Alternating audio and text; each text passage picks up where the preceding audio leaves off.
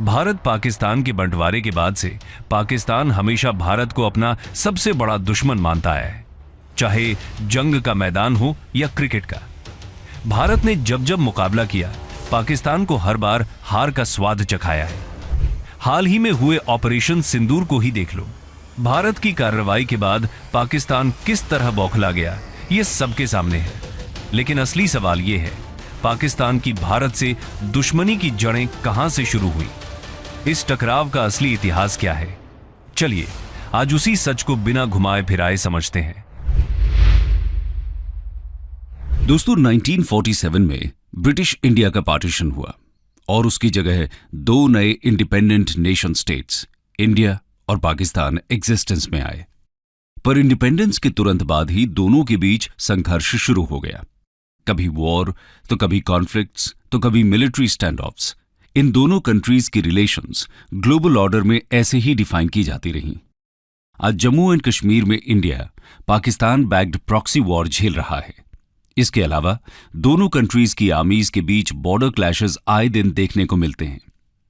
इन adverse relations का इतिहास पुराना है और इसी के चलते इंडिया और पाकिस्तान के बीच आज तक 4 फुल स्केल वॉर्स हो चुके हैं।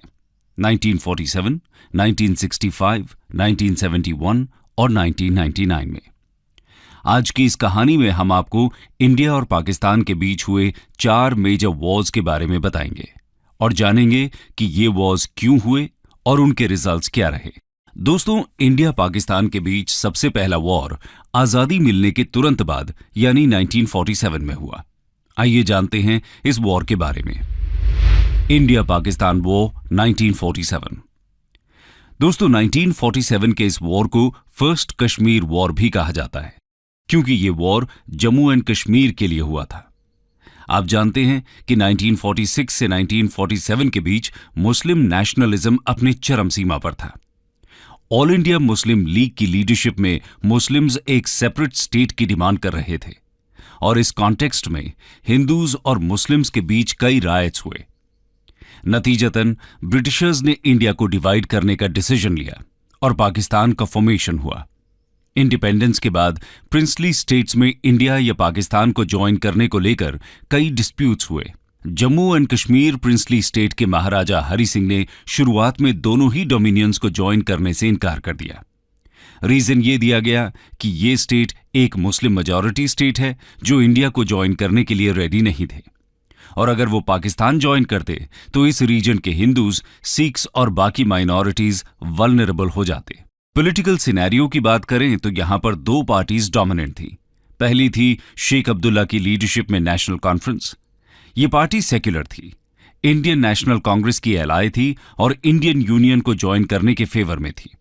और दूसरी पार्टी थी मुस्लिम कॉन्फ्रेंस, जो ऑल इंडिया मुस्लिम लीग के पक्ष में थी और पाकिस्तान ज्वाइन करने के फेवर में थी। खैर, अब आया अगस्त 1947 जब इंडिया को आजादी मिलने वाली थी। इस दौरान जम्मू एंड कश्मीर के पुंछ एरिया के मुस्लिम्स ने रिबेलियन कर दिया। रिबेलियन का कारण हाई टैक्सेशन और एम्प्लॉयमेंट की कमी को बताया जाता है। यहां के मुस्लिम्स पाकिस्तान को ज्वाइन करने की डिमांड करने लगे। पुंछ में हो रही इस अपराइजिंग के चलते महाराजा हरि सिंह ने जम्मू एंड कश्मीर के वेस्टर्न डिस्ट्रिक्ट्स पर अपनी पकड़ खो दी। ऐसा बताया जाता है कि इस रिबेलियन के कारण महाराजा इंडिया को ज्वाइन करने के लिए तैयार हो गए। पैनिक में मुस्लिम कॉन्फ्रेंस ने पाकिस्तान गवर्नमेंट को तुरंत एक्शन लेने के लिए उकसाया। इस बीच पाकिस्तानी लीडरशिप को भी लगा कि महाराजा जम्मू एंड कश्मीर को इंडिया में विलय करना चाहते हैं और इसी के चलते 22 अक्टूबर 1947 को पाकिस्तान की पश्तून ट्राइबल मिलिशियाज ने जम्मू एंड कश्मीर को इन्वेड कर दिया और पाकिस्तानी फोर्सेज ने लोकल ट्राइबल मिलिशियाज के साथ मिलकर श्रीनगर को कैप्चर करने का प्लान बनाया। इंडियन मिलिट्री सोर्सेज के अनुसार इस मिशन का नाम ऑपरेशन गुलमर्ग था। अटैक होते ही महाराजा ने इंडिया को मदद भेजने की रिक्वेस्ट की और इंडियन लीडरशिप ने हेल्प के बदले एक शर्त रखी। शर्त यह थी कि महाराजा को इंस्ट्रूमेंट ऑफ एक्सेशन साइन करना होगा और जम्मू एंड कश्मीर को हिंदुस्तान का हिस्सा बनना होगा, क्योंकि ऐसा किए बिना इंडिया की तरफ से वहां मिलिट्री हेल्प भेजना किसी भी तरह से लॉजिकल नहीं होता। इंडिया का पार्ट होने पर ही जम्मू एंड कश्मीर को डिफेंड करना इंडिया की रिस्पॉन्सिबिलिटी हो सकती थी। ऐसे में महाराजा ने शर्त को स्वीकार कर लिया। आइए अब देखते हैं वॉर के इंपॉर्टेंट इवेंट्स के बारे में। Events of war. दोस्तों, पाकिस्तान सपोर्टेड पश्तून्स का ट्राइबल अटैक मुजफ्फराबाद सेक्टर से शुरू हुआ। इन ट्राइबल फोर्सेस ने इस रीजन की स्टेट फोर्सेस को डिफीट कर दिया और कैपिटल का रास्ता खुल गया। इस ट्राइबल आर्मी में पाकिस्तानी आर्मी के सोल्जर्स भी थे जो वेश बदलकर शामिल हुए थे। जैसा कि हमने बताया कि महाराजा ने इंडिया का इंस्ट्रूमेंट ऑफ एक्सेशन स्वीकार कर लिया था। एक्सेशन होते ही इंडिया ने ट्रूप्स और इक्विपमेंट को श्रीनगर एयरलिफ्ट किया और इस ऑपरेशन के कमांडिंग ऑफिसर थे लेफ्टिनेंट कर्नल दीवान रंजीत राय। इंडियन मिलिट्री ने महाराजा की फोर्सेस को रीइंफोर्स किया। मिलिट्री ने एक डिफेंस पैरामीटर बनाया और ट्राइबल फोर्सेस को श्रीनगर के बाहरी इलाके में डिफीट किया और इसके बाद एक लंबी लड़ाई शुरू हुई जहां इंडियन मिलिट्री और पाकिस्तानी ट्राइबल फोर्सेस के बीच एक के बाद एक अलग अलग जगहों पर क्लैशेस हुए। अक्टूबर 1947 में जब अटैक शुरू हुआ तो वॉर फ्रंट था नौशेरा, राजौरी, गुलमर्ग, उरी, बारामूला, गुराइस और स्कार्दू। इन्हीं सिटीज के फ्रंट में वॉर चलता रहा और 31 दिसंबर 1948 तक ये फ्रंट कुछ इस प्रकार था: झांगर, राजौरी, गुलमर्ग, उरी, तितवाइल, गुराइस और कारगिल। इन सभी एरियाज को इंडियन आर्मी ने सक्सेसफुली अपने कंट्रोल में कर लिया। फिर इंडिया ने इस कॉन्फ्लिक्ट को सॉल्व करने के लिए यूनाइटेड नेशंस सिक्योरिटी काउंसिल की मदद ली, जिसके बाद दोनों साइड्स के बीच नेगोशिएशंस शुरू हुई। दोनों साइड्स ने सीज फायर को मंजूर कर लिया और सीज फायर के टर्म्स एंड कंडीशंस को यूएन कमीशन के रेजोल्यूशन 47 में लिखा गया और फाइनली 1 जनवरी 1949 को सीज फायर डिक्लेयर किया गया। दोस्तों, जिस लाइन पर दोनों आर्मीज स्टेबलाइज हुई उसे आज हम लाइन ऑफ कंट्रोल के नाम से जानते हैं। इंडिया के हिस्से में स्टेट का लगभग 2/3 हिस्सा आया, जिसमें इंक्लूडेड थे कश्मीर वैली, जम्मू और लद्दाख। यूएनएससी रेजोल्यूशन के टर्म्स के मुताबिक पाकिस्तान को अपनी फोर्सेस को विड्रॉ करना पड़ा और इंडियन फोर्सेस को इस रीजन में लॉ एंड ऑर्डर मेंटेन करने का जिम्मा दिया गया। दोस्तों, इंडिया इस वॉर में विक्टोरियस हुआ क्योंकि डिस्प्यूटेड टेरिटरी के बड़े हिस्से को डिफेंड करने में वो सफल रहा। तो दोस्तों, यहां तक हमने 1947 में हुए इंडिया पाकिस्तान वॉर के बारे में देखा। अब आगे बढ़ते हैं और देखते हैं अगली वॉर यानी 1965 इंडिया पाकिस्तान वॉर के बारे में। India Pakistan war 1965। दोस्तों, इस वॉर को सेकेंड कश्मीर वॉर भी कहा जाता है क्योंकि यह वॉर भी कश्मीर टेरिटरी के लिए ही हुआ था। फर्स्ट कश्मीर वॉर की तरह ही इस वॉर को भी पाकिस्तान ने शुरू किया था। आइए सबसे पहले जानते हैं इस वॉर के बैकग्राउंड के बारे में। बैकग्राउंड 1947 में हुए पार्टीशन के बाद से ही इंडिया और पाकिस्तान के बीच कई बॉर्डर डिस्प्यूट्स चलते रहे। इन डिस्प्यूट्स में कश्मीर कॉन्फ्लिक्ट में इशू था, लेकिन इसके अलावा गुजरात के रण ऑफ कच्छ में भी पाकिस्तान कुछ टेरिटरी क्लेम कर रहा था। 1965 में British prime minister Harold Wilson ने दोनों कंट्रीज को एक ट्राइब्यूनल सेटअप करके डिस्प्यूट को सॉल्व करने के लिए राजी कर लिया। इस नेगोशिएशन को कहीं न कहीं पाकिस्तान एक सक्सेस के रूप में देखने लगा। इस सक्सेस के बाद और 1962 साइनो इंडिया वॉर में इंडिया की डिफीट देखकर पाकिस्तान को ऐसा लगा कि इंडियन आर्मी कश्मीर को डिफेंड नहीं कर पाएगी। इस दौरान यानी 1960s में यूएसए की तरफ से पाकिस्तानी आर्मी को मिलिट्री एड भी मिली, जिसने आर्मी को मॉडर्नाइज किया। इससे पाकिस्तानी आर्मी और भी ज्यादा कॉन्फिडेंट महसूस कर रही थी।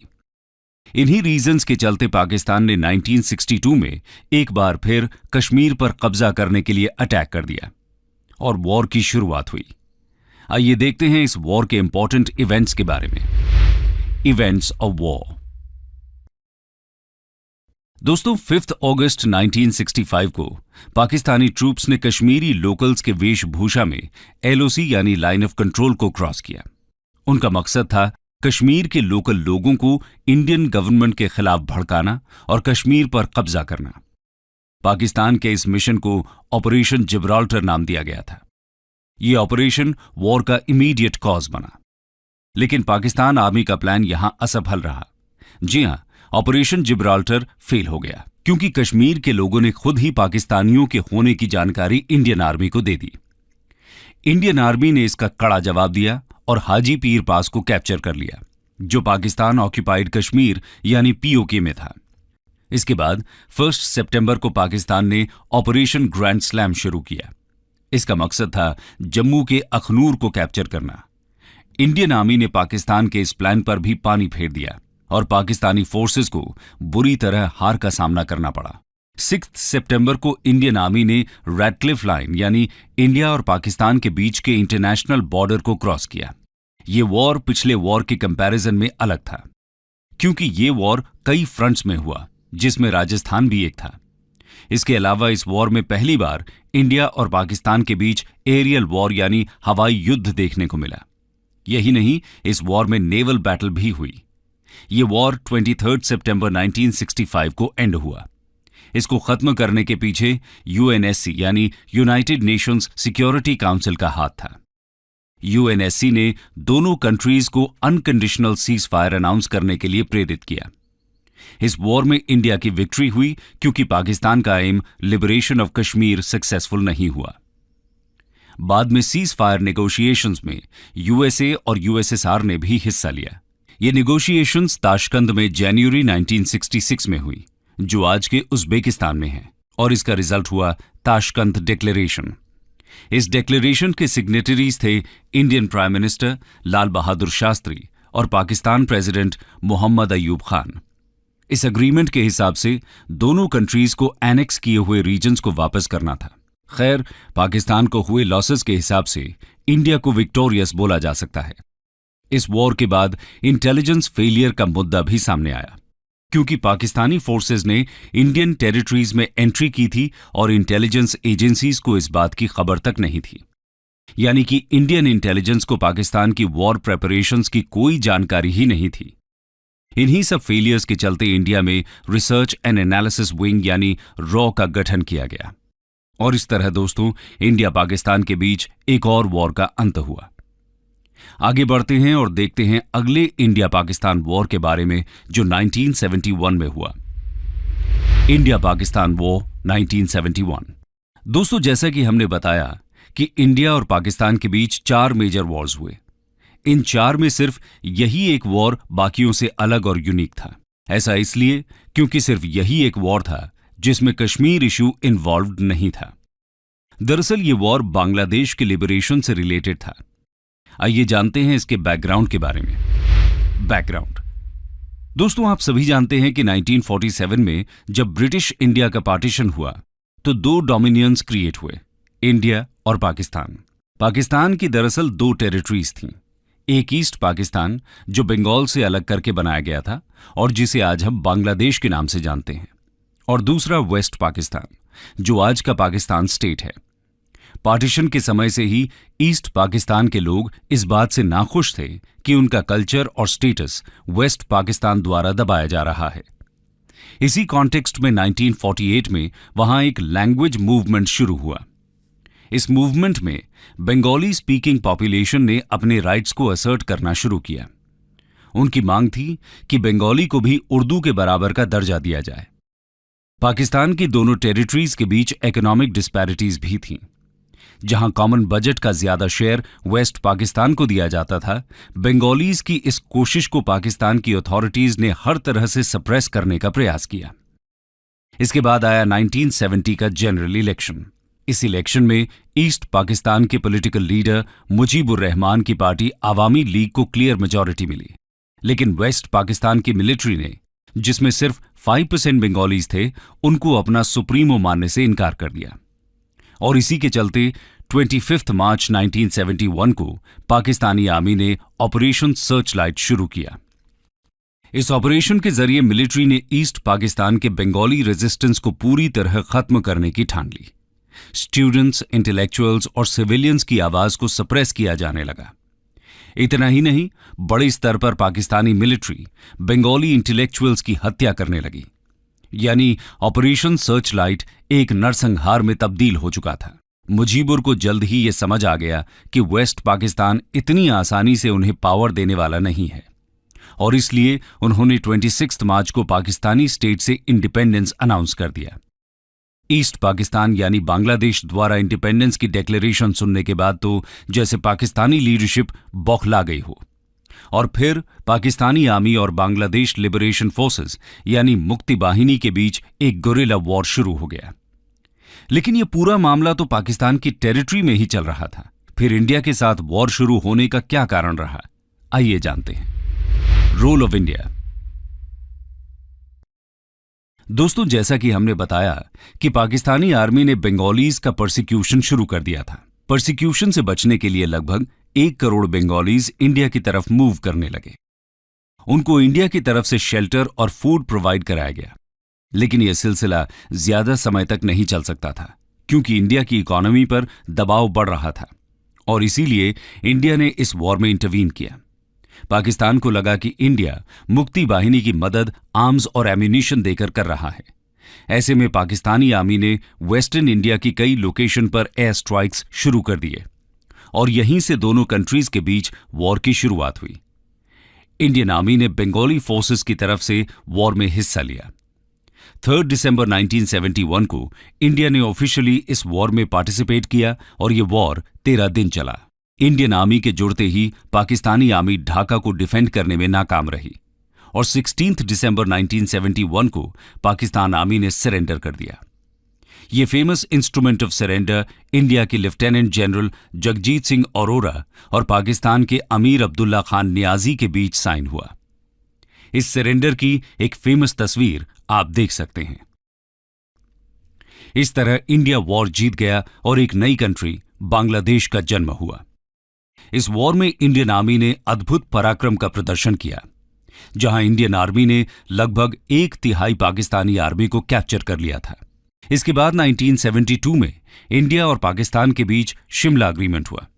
इसके तहत दोनों कंट्रीज ने आपस के कॉन्फ्लिक्ट्स को खत्म करने और रिलेशंस सुधारने के लिए अग्री किया। इंडिया ने अपनी दरियादिली दिखाते हुए सभी पाकिस्तानी सोल्जर्स को रिहा कर दिया। इस वॉर ने सबकॉन्टिनेंट में इंडिया के मिलिट्री और पॉलिटिकल डोमिनेंस को एस्टैब्लिश किया और इस तरह दोस्तों इंडिया पाकिस्तान के बीच तीसरे वॉर का भी अंत हुआ। अब हम चलते हैं सीधे 1999 में, जब इंडिया और पाकिस्तान के बीच चौथा और अभी तक का आखिरी वॉर हुआ।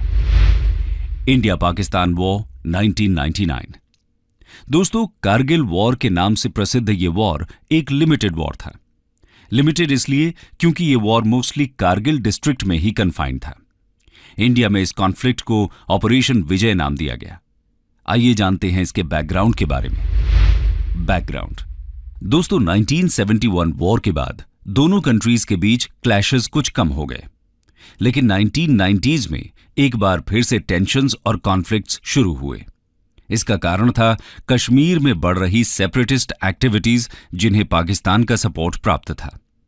इसके अलावा 1998 में दोनों कंट्रीज ने न्यूक्लियर टेस्ट्स भी किए, जिसके चलते माहौल और ज्यादा टेंस हो गया। इस सिचुएशन को डिफ्यूज करने के लिए दोनों कंट्रीज ने मिलकर फरवरी 1999 में लाहौर डिक्लेरेशन साइन किया। Indian prime minister Atal Bihari Vajpayee और पाकिस्तान प्राइम मिनिस्टर नवाज शरीफ ने इसको साइन किया। इस ट्रीटी के तहत कश्मीर कॉन्फ्लिक्ट का पीसफुल और बायलैटरल सॉल्यूशन ढूंढा जाना था। जहां एक तरफ पाकिस्तान की political leadership Lahore declaration sign कर रही थी, वहीं दूसरी तरफ पाकिस्तानी मिलिट्री के मंसूबे कुछ और ही थे। 1998 और 1999 के बीच पाकिस्तानी आर्म्ड फोर्सेस ने अपने ट्रूप्स को LOC की इंडियन साइड में भेजना शुरू कर दिया था। कहा जाता है कि पाकिस्तानी PM नवाज शरीफ को मिलिट्री के इस पूरे प्लान की कोई जानकारी ही नहीं थी। खैर, एक बार फिर पाकिस्तानी आर्मी ने इंडिया की तरफ से की गई शांति की पहल को नामंजूर कर दिया था। इसके बाद वॉर होना तो स्वाभाविक था।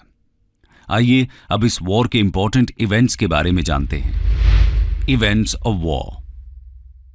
दोस्तों, कारगिल के लोकल्स ने पाकिस्तानी इन्फिल्ट्रेटर्स की जानकारी 3 मई 1999 को इंडियन अथॉरिटीज को दी, जिसके बाद इंडियन आर्मी ने पेट्रोल यूनिट्स सेटअप किए। लेकिन इस बात का अंदाजा किसी को नहीं था कि पाकिस्तानीज की संख्या कितनी है और वो कितना अंदर तक घुस चुके हैं। इसी वजह से बहुत से पेट्रोलिंग सोल्जर्स को पाकिस्तानी फोर्सेस द्वारा कैप्चर कर लिया गया और उनका भयानक टॉर्चर हुआ। फिर 9 मई को पाकिस्तान की तरफ से हैवी शेलिंग शुरू हुई। यह शेलिंग एक कवर फायर की तरह थी, जिससे और भी पाकिस्तानी इन्फिल्ट्रेटर्स इंडियन टेरिटरी में घुस सकें।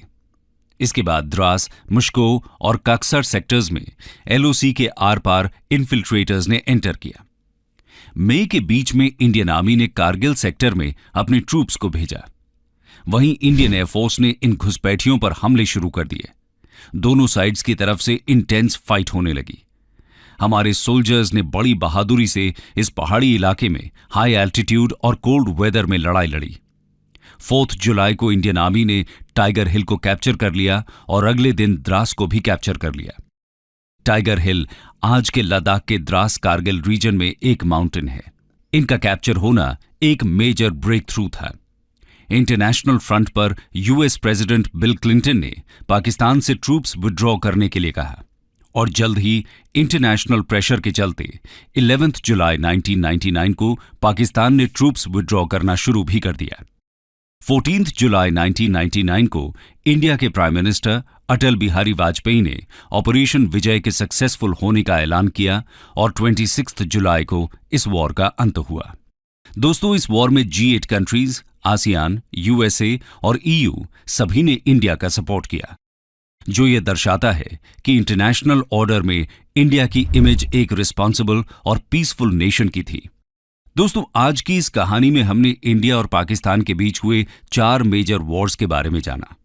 इन वॉर्स में से 3 वॉर का मेन इश्यू कश्मीर था, जहां कॉन्फ्लिक्ट्स और इंसर्जेंसी अभी तक कंप्लीटली खत्म नहीं हो पाई हैं और दोनों कंट्रीज के बीच आज भी ये एक टेंशन का कारण बना हुआ है। 2001 के बाद इंडियन गवर्नमेंट ने एक फॉरवर्ड इकोनॉमिक पॉलिसी को अपनाया, जिसके चलते डोमेस्टिक प्रॉस्पेरिटी, ग्लोबलाइजेशन और पाकिस्तान के साथ लगातार नेगोशिएशंस का दौर शुरू हुआ। लेकिन पाकिस्तानी रेजीम ने अभी तक टेररिस्ट्स को सेफ हेवन प्रोवाइड करना बंद नहीं किया है। दोनों कंट्रीज के बीच क्लैशेस कुछ समय के पीस के बाद फिर से रिन्यू हो जाते हैं।